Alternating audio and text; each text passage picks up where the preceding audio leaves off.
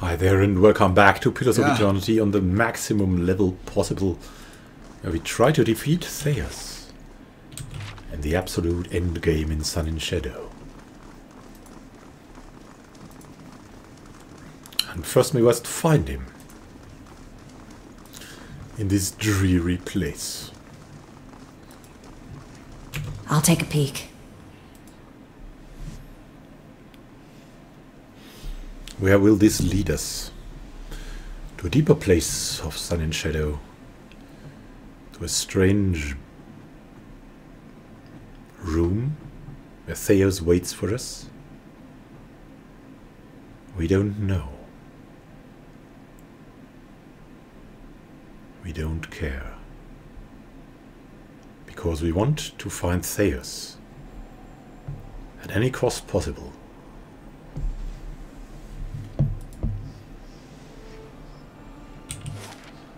This is the last Sun and Shadow. There Theos waits for us near the eternal machine, it seems.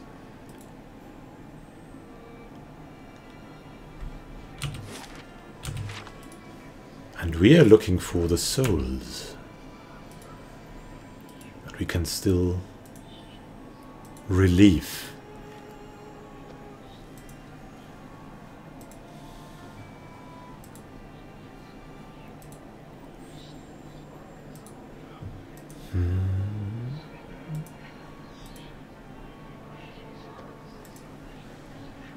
A bulwark against the elements.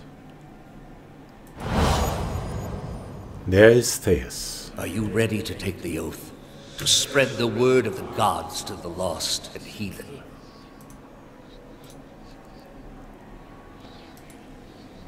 And he's also not Theus.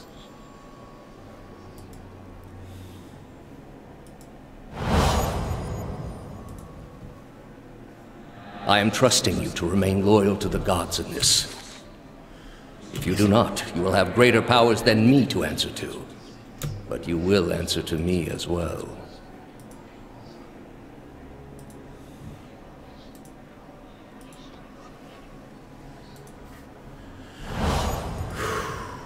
I wouldn't ask this were there any other choice.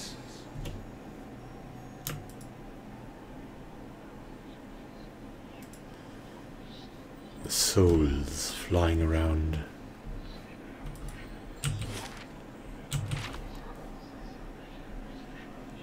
I think we should sleep. I think this is a good accuracy and other bonus. And also,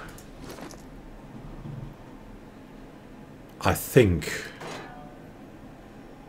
we should give her the shield. We can still enchant.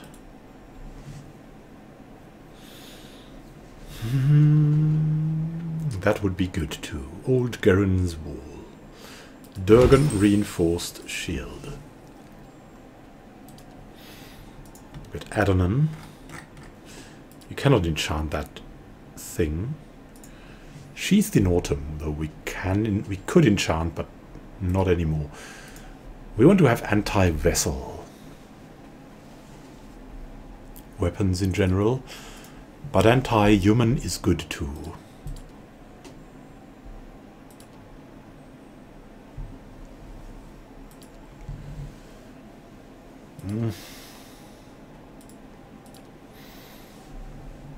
Yeah, we have all that we can. The broad belt of power, everything is there for us.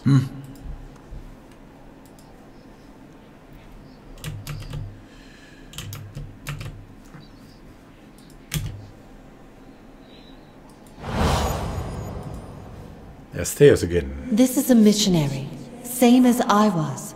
Taught the wrong things as I was. Oh, this is Iovara again. I don't know. The wrong Iovara. Oceanus. They have held off many would-be invaders. Oceanus. You are ready to give a confession? This is Iovara, probably. I'm ready to hear one.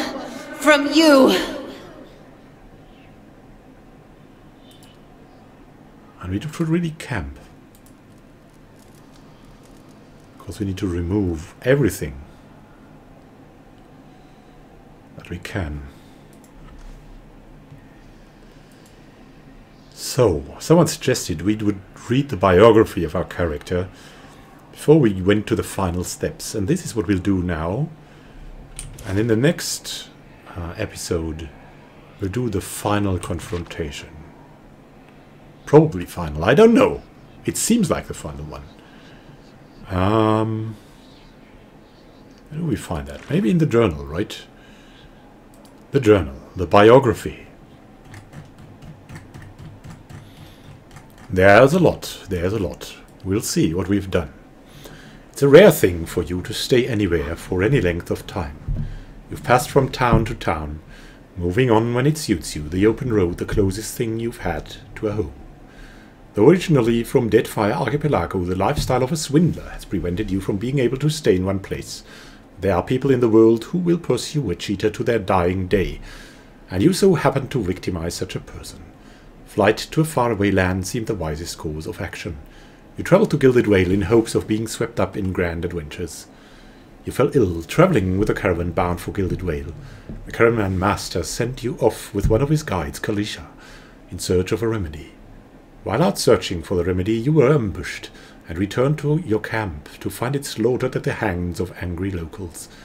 You dealt with them only to be nearly killed by a wind that threatened to share your soul from your body. You escaped with Eodan and Kalisha into an ancient ruin. You emerged from the ruin to find a strange ritual being performed at some kind of ancient machine. There was a man there who commanded others, and there was something oddly familiar about him. As he left, the machine began to spin, generating some kind of energy, and there was a blast that felt like a windstorm you had encountered earlier. It turned the others who had been with him to ash, and neither Eodan nor Kalisha survived. You were knocked unconscious by the blast, and when you came to, you felt odd. You were seeing things, hearing things. You departed the ruins, attempting to reach Gilded Vale on foot, where hopefully you would be able to find someone who could cure you. And when you arrived in Gilded Vale, you found that the town was not growing. The prosperous settlement you had been told it was. Instead, you found a dying town, the mercy of a phenomenon called Waidwen's legacy, and received a cold welcome from the town magistrate. Your prospects of settling in Gilded Vale looked bleaker as it was, but they may have been totally dashed when the tolling bells of Redrick's Hold announced that their master's child had not been born in good health. The magistrate advised you to rest at an inn. You tried to sleep. It was restless, full of encroaching whispers, and you experienced a vivid nightmare. You saw an old dwarf woman hanging from the tree in the center of Gilded Vale. She said a single word. Watcher. You approached the hanged dwarf woman from your dreams and found that through some means you were able to converse with her. You learned that you are a watcher, perhaps as a result of your brush with death at the ruins, and that this has given you some kind of otherworldly vision, though the dwarf was able to tell you few details. She advised you to speak to an old watcher named Merwold, who is master of a keep in the area and might be able to help. You arrived at Cardenua to find the place haunted by hostile spirits, its master's whereabouts unknown to the steward who watches over the keep. Merwold was in the dungeons of his own keep, hiding from spirits hallucinated by his own tortured mind. His soul was awakened to his past lives, and some irreconcilable conflict from long ago with him seemed to have driven him mad. He cautioned you that you may share his condition as well as his fate. However, he did also suggest that there may be a way to undo your awakening. He told you to seek out the Leaden Key, the group you saw before at the ruins, and to determine from them how to undo it. Merwold's body was taken over by personality from one of his past lives, and you were forced to slay him. You freed his soul from the keep, allowing it to proceed onward to the next life. You began exploring the extensive dungeon beneath your keep. Palagina, paladin from the Valian Republics, was impressed at your handling of an imprudent merchant and presented an opportunity to work together to serve your own interests as well as those of her dukes. In Gilded Vale you met Adair, a local farmer and follower of Eothas. His family's faith and his brother's role in the Saints' War had earned him the suspicion of the local authorities, so you decided to make your way out of town together. You helped an dear wizard named Aloth out of a scrape with the locals of Gilded Vale. He was understandably grateful to find company for the road. You slew the would-be usurper Kolsk, allowing Lord Redrick VII to maintain his hold over Gilded Vale. Not. Because you journeyed to Redrick's hold and slew the lord who had caused so much grief for Gilded Vale. When you reached Kadnua, you met a Ruotai scholar named Kanarua. He joined you in hopes of finding an ancient and sacred text buried beneath the deep. You found your way into the temple of Woodikaf from the catacombs beneath Defiance Bay. You slew the Leaden Keen members congregated there, found several promising leads regarding their operations that hoped might lead you to the man you saw at the ruins, started the machine and caused your awakening. In Brackenbury Sanitarium you found the man you were searching for. He had taken possession of the body of a patient there, and he seemed to be using it to ruin the career of a man who had once been one of Durwood's most prominent animancers, a man who had been working on a cure for Waidwen's legacy. The man wasn't interested in helping you with your awakening, at least not voluntarily. He made a hasty exit from the sanitarium, sending his soul from body to body, and left you to clean up the mess. You were summoned by Lady Webb of Dunrid Row, who seemed to know something about you, and who you were and what you'd done. You met Lady Webb in her chambers in Hedred House. He wanted to know why you pursued the Redden Key and was able to tell you about the man you were looking for, Theos Ix Arcanon, a man who reincarnates with perfect memory of his past lives and who orchestrates plots that take lifetimes to come to fruition. You came across the huntress Sagani at crossroads in the wilderness. She journeyed from Nazitak in hopes of finding a reincarnated elder from her village. Impressed by your ability to see and track souls, she accepted your offer to travel together. You met an olden druid named Hiravias in the woods. He said he was eventually bound for Twin Elms, but he was keen on exploring in the meantime and seemed eager for the safety of a group. You shared a strange connection with a woman whom you instinctively think of as the grieving mother. She joined you in Durford, but you haven't seen anyone else take notice in her since. In the ruin of Clearban Relak, you discovered more ashen bodies of members of the Leaden Key, apparently dead after an act of self-sacrifice that somehow catalyzed the Inquisition machine there.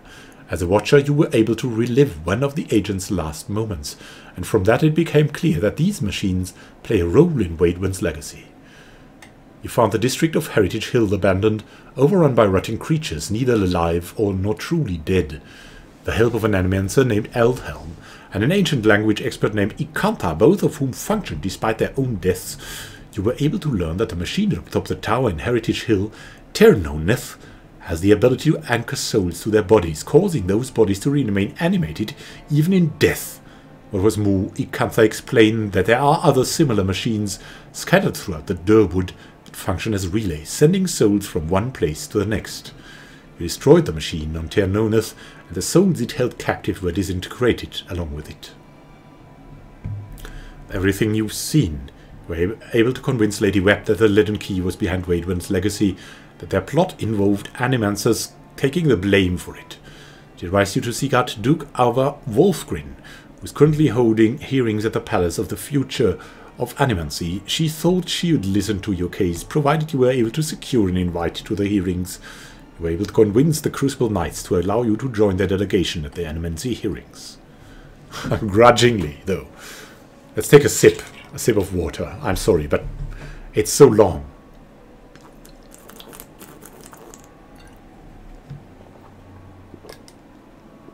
At the Animancy hearings, you made a case against the Leaden Key and also convinced the Duke that Animancy was too valuable to be banned. Before Duke Ivar had even so much as finished his proclamation, however, Theos possessed the body of an Animancer and assassinated the Duke, sending all of Defiance Bay into a frenzy. You followed Theos' trail to Dunrid Row, where you found all his ciphers murdered, including Lady Webb, but in examining the last moments of her life through her soul, you were able to learn that Theos was headed next for Twin Elms. In Twin Elms, you found that most districts were closed to outsiders, but were able to persuade the Animal Fast to allow you inside. At the base of the two giant trees, you met a pair of Delamgan's sisters. They explained to you that your cause was misguided, for no awakening can be undone. They did still see value in your quest, explaining that if you could find the root of what troubled your soul, you might yet be able to resolve it. In either case, only Theos would have the knowledge you seek. I am to pursue him now to a subterranean Ingwithan city called Sun in Shadow. The Delamgan offered a path there, but it is one I will not be able to follow without the intervention of the gods. Found out. So we communed with the gods in Ter Evron, and learned that Theos' plot does not end with the destruction of animancy in Durwood. He intends to give the souls he displaced to Woodica, a move that would likely restore her dominion over the other gods. Hylia gave you a vision of a winged terror that had taken over her temple, and there you found a dragon protecting its young. You had mercy on the dragon and let it go free. You eventually found Persok, who had been reincarnated as a deer, unfortunately had been mortally wounded by Glanfathan hunters. Sagani recited the names of the people in her village, and she seemed to decide that the ritual had little purpose beyond giving them a comforting reminder. Finally learned that Edair's brother Woden fought for Red Serras in the Saints' War after meeting Weidwin himself. Edair came to realize that he may never know why his brothers chose to support Weidwin. Risk to her own position in the Frermas Sualias, Pelagina changed the terms of the Duke's trade agreement to prevent the republics from stealing the Glanfathan's trade with the Durwood. On the road through Magran's Folk, you met a wild-eyed priest who called himself Durance, recognized you instantly as a watcher, and seemed convinced that you were meant to journey together and instruct one another. Deep within the endless paths of Ordnua, you encountered an ancient and powerful dragon and agreed to aid it. You found a new host for the dragon in Fallen Droid, a dragon slayer. You reached Stolbert only to find it under attack and half destroyed by a mob of ogres. You helped the Toad Folk to defeat them, but the damage was already severe. Renegade, the major of Stolbert, told you about Durgan's Battery, an ancient dwarven fortress, and Tarn's attempts to reach a powerful forge within it. You found the ogre matron Berengan and reached a truce with her. She promised that her clan would not harm you or Stolbert. You met Galvino, an eccentric and cantankerous old inventor living near Durgan's Battery. He told you about the tradition of Cantax among the Paragrunan dwarves and introduced you to the Devil of Karok, a constructi build. Devil of Karok, a sentient construct with the soul of a murderer, asked to join you, and you agreed. At the bottom of Durgan's Battery you found the White Forge, which the Paragrunan dwarves used to bind themselves into the fortress. After speaking with the battery commandants, you release the souls of the dwarves back to the wheel, where they can rejoin the cycle of life and death. You learned how to open the gates of Durgan's Battery, became the first person in 2 centuries to enter the old fortress. After your adventures at Durgan's Battery, you dreamed of an army that descended from the mountains and hunted you to your keep. You realized that something in the White March would destroy you if left unchecked. You learned of the Iron Flail, an armed band from Red Keras that had built a fort near Durgan's Battery in hopes of seizing the White Forge. At the Iron Flail's fort, you encountered a mysterious Ondrite. She killed herself before you could speak with her, but in her departing soul, you saw the Abbey of the Fallen Moon, the key to stopping the army of the Eyeless. You reached the Abbey of the Fallen Moon and discovered Abaddon's ancient corpse. You learned that he had sacrificed himself to save Eora's civilizations from a fragment of the moon which Ondrite pulled from the sky. You forged Abaddon's hammer with a fragment that you'd found among his remains. Thus armed, you were ready to face the Eyeless. You tracked the Eyeless to a hollow piece of the moon buried at Chiron's scar. You destroyed this fragment with the Eyeless inside, ending their threat once and for all. In the essence of the Eyeless, you recognized pieces of Abaddon, their original creator. Restored this essence to Abaddon, giving him the memory of his death and his former purpose of preservation. Enveloped in the souls bequeathed to you by the gods, you leapt into the pit on the summit of the Burial Isle, and after an immense fall landed alive in the eternal prison the Delamgan told you about. At the far end of Braithaman, you met Iwara, who remembered you from your life long ago. She said you had come to visit her once after she had been sentenced, and that it was to ask her if her teachings were true, that the gods weren't real.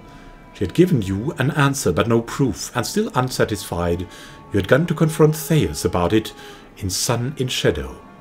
She suggested that perhaps your soul still sought resolution in this matter, though Theos would not be likely to provide it. You left Iovara to her fate in the prison, where she preferred to stay as a statement of defiance to the gods. On the way to Sun in Shadow, you met Whale, who proposed you take the souls Theos had stolen and send them off someplace unknown, creating a new mystery. And we also had visions. Perhaps most interesting the last one. In the Court of the Penitents, you witnessed a moment from Iovara's trial. Theos pressed her on charges of heresy and ordered her torture. She did not confess, at least not in the way that Theos had intended. And this is our story, and it may be complete soon. Thank you for watching, and happy gaming to you. We'll see each other in the next and maybe last episode of Pillars of Eternity. The maximum level. And have a good time until then, and happy gaming.